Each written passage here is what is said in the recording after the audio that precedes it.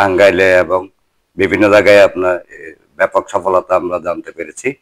চট্টগ্রাম জেলার আইন শৃঙ্খলা নিয়ন্ত্রণে এবং আইন শৃঙ্খলা আরো উন্নতি গঠনে আপনার কি পরিকল্পনা আছে?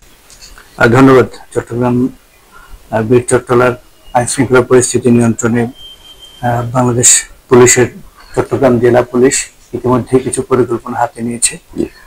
মহাসড়ক সমূহে চট্টগ্রাম কক্সবাজার এবং চট্টগ্রাম ঢাকা মহাসড়ক সমূহে ডাকাতি এবং বিভিন্ন অপরাধ রোধকল্পে ইতিমধ্যেই আমি যোগদান করেছি। 5 তারিখ থেকেই আমরা নিয়মিত পেট্রোলের ব্যবস্থা করেছি এবং সকল থানায় থানায় জনমনের শান্তি, সুস্থি এবং নিরাপত্তা নিশ্চিত করার লক্ষ্যে পুলিশের উপস্থিতি এবং পুলিশের কার্যক্রমকে আরো বেগবান করার লক্ষ্যে আমরা বিভিন্ন ধরনের পরিকল্পনা আছে।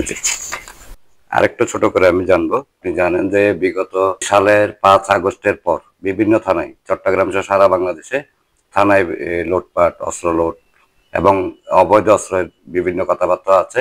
এই ব্যাপারে আপনার পদক্ষেপ? আমরা যে অস্ত্রগুলো লুট হয়েছে বিভিন্ন থানা থেকে বা অন্য জায়গা থেকে অস্ত্র উদ্ধারের লক্ষ্যে আমরা বেশ কিছু পরিকল্পনা গ্রহণ করেছি। সেই পরিকল্পনাগুলো কয়েকটা পর্যায় থাকে। একটা হচ্ছে গোয়েন্দা তথ্য সংগ্রহ, আর একটা হচ্ছে তথ্য প্রাপ্তির ভিত্তিতে আমাদের কার্যক্রম। তো সেই লক্ষ্যে আমরা অলরেডি আমাদের কার্যক্রম শুরু হয়েছে। আমরা আশা করি আমরা এক্ষেত্রে আরো এগিয়ে যাব। আর অবৈধ অস্ত্র উদ্ধারে আপনার? অবৈধ অস্ত্রটা আমাদের পরিকল্পনা রয়েছে। আপনারা জানেন যে বিভিন্ন বাহিনী এখন একই কাজে বাংলাদেশের আইন শৃঙ্খলার অবৈধ অস্ত্র উদ্ধারে বিভিন্ন বাহিনী কাজ করে যাচ্ছে।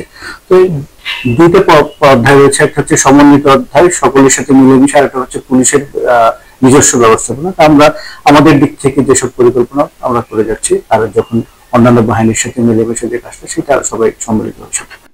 আরেকটু বিষয় হচ্ছে যে জেলার আইন শৃঙ্খলা নিয়ন্ত্রণে জেলার ওসিদের প্রতি আপনার যদি কোনো মেসেজ থাকে? আইন শৃঙ্খলা নিয়ন্ত্রণে ভারপ্রাপ্ত কর্মকর্তাগণ তাদের উপরে অর্পিত দায়িত্ব পালন করে যাচ্ছেন। তো আমরা যেটা চাচ্ছি, এই বাংলাদেশের জুলাই বিপ্লবের পরে নতুন বাংলাদেশে সকলের সাথে একটা পরিবর্তিত পুলিশ, সকলের আচরণ এবং প্রত্যাশা পূরণে আমরা আপনার চেষ্টা করে যাবো। সেটা হচ্ছে আমাদের মূল লক্ষ্য। আইন শৃঙ্খলার উন্নয়নে আসলে পুলিশ কাজ করছে জনমানুষের সেবা নিশ্চিত করতে, জনমানুষের শান্তি নিশ্চিত করতে, মানুষের জন্য পুলিশ।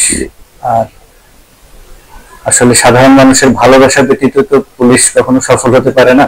আমাদের উদ্দেশ্য মানুষের আস্থা ফেরানো, মানুষের ভালোবাসা নেওয়া। শুধু ভালোবাসা নিব না, ভালোবাসা দিতে চাই।